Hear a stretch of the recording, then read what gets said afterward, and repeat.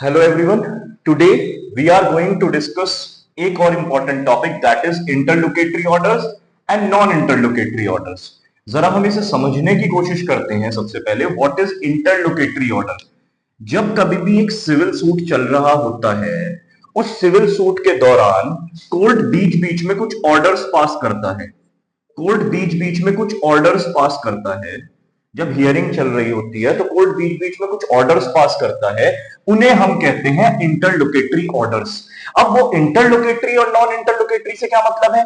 Interlocutory वो orders होते हैं जो केस के मेरिट्स पर, जो केस के डिसीजन पर कोई फर्क नहीं डालते. उनसे केस के डिसीजन पर कोई फर्क नहीं पड़ेगा. कैसे? कि भाई जैसे कि अमेंडमेंट ऑफ प्लीडिंग का ऑर्डर, उसके अलावा टेम्परेरी इंजंक्शन का ऑर्डर.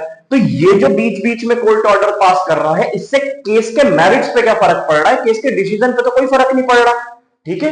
अगर जो ऑर्डर्स, ऐसे ऑर्डर्स जो केस के मेरिट्स या डिसीजन पर फर्क नहीं डालते और जिनके लिए हमें रिवीजन अलाउड नहीं होता, रिवीजन टू हाई कोर्ट. क्योंकि आपको एक चीज और समझनी पड़ेगी, ऑर्डर्स जो कोर्ट बीच बीच में पास करता है, ठीक है, उन ऑर्डर्स पे हम डालते हैं रिवीजन हाई कोर्ट पे, मगर वो ऑर्डर्स इंटरलोकेटरी नहीं होने चाहिए. कौन से होने चाहिए? Non interlocutory orders. Non interlocutory orders on the other hand वो ऑर्डर्स होते हैं जब एक सिविल प्रोसीडिंग चल रही होती है. मान के चलिए कोई सिविल प्रोसीडिंग चल रही है, उस बीच में कोर्ट कोई ऐसा ऑर्डर पास कर दे जो कोर्ट केस के डायरेक्टली मैरिट्स पे फर्क डाल रहा हो, केस के डायरेक्टली मैरिट्स पे फर्क डाल रहा हो, जो केस के डायरेक्ट मैरिट्स पे फर्क डाल रहा है, ऐसे ऑर्डर्स को हम कहते हैं जो केस के डिसीजन पे फर्क डालना है. जैसे मान के चलिए कोर्ट ने कोई ऐसा ऑर्डर दे दिया कि इनएडमिसिबल एविडेंस को एडमिसिबल कर लिया.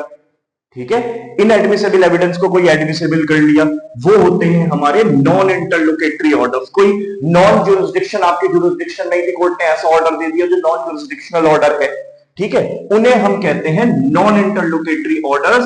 और उन ऑर्डर्स पे ही, जो बीच बीच में ऐसे ऑर्डर्स होते हैं जो केस के मेरिट्स पे डायरेक्ट फर्क डाल रहे हैं, डिसीजन पे डायरेक्ट फर्क डाल रहे हैं. जैसे कि अगर कोर्ट ने कोई ऑर्डर पास किया है, वो ए के फेवर में पास किया है, अगर कोर्ट उस ऑर्डर को बदल के बी के फेवर में पास कर दे तो पूरा का पूरा डिसीजन बी के फेवर में आ जाए, पूरा का पूरा केस बी के फेवर में टिल्ट हो जाए, उसे हम कहते हैं नॉन इंटरलोकेटरी ऑर्डर. और इन्हीं नॉन इंटरलोकेटरी ऑर्डर्स पे under section 115 of civil procedure code, civil procedure code के सेक्शन नंबर 115 में अलाउ होता है revision, revision to high court. तो हाई कोर्ट में जब आप रिवीजन डाल सकते हैं, वो कौन से ऑर्डर्स पे डाल सकते हैं? नॉन इंटरलोकेटरी ऑर्डर्स पे.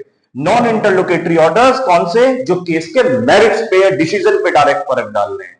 So this was interlocutory orders and non-interlocutory orders. I hope you understand and thank you so much. Do watch my videos for more content. Thank you.